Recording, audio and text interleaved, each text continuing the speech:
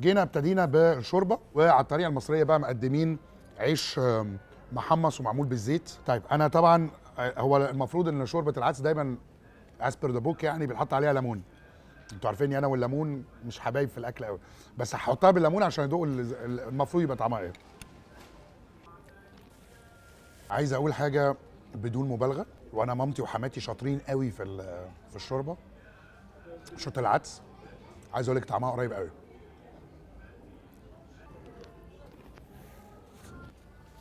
ممتازه ممتازه، بس برضو انا بحبها من غير ليمون. حاجه يعني انا بحب اعيش تجربه زي بقيه الخلق واكل ليمون بقى وبتاع، بس انا بحبها من غير ليمون.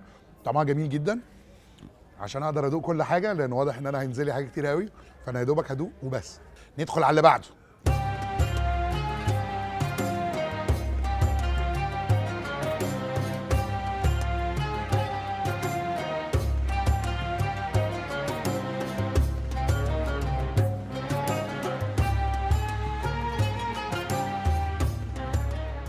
بعد الشوربه جه وقت المقبلات، بس قبل ما اخش في المقبلات بس عايز اشرح لكم حاجه جميله هم عاملين فكره الجارليك بريد بس بالطريقه المصري.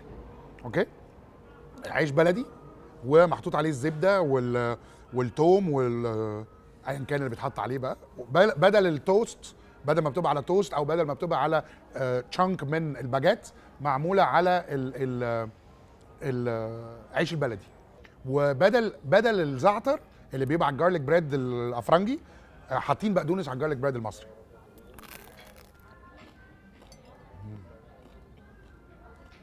والله اختراع جميل، اختراع جميل. طيب ندخل بقى في المقبلات. اكل مصري او شرقي يبقى ممبار، ملهاش حل يعني. اوكي، يعني هي حته صغنونه يا دوبك تاخد على بق واحد. في سنه كده سبايسي، سنه خفيفه مش مضايقاني، رغم ان انا ما بحبش الحراق، بس مش مضايقاني، حلو.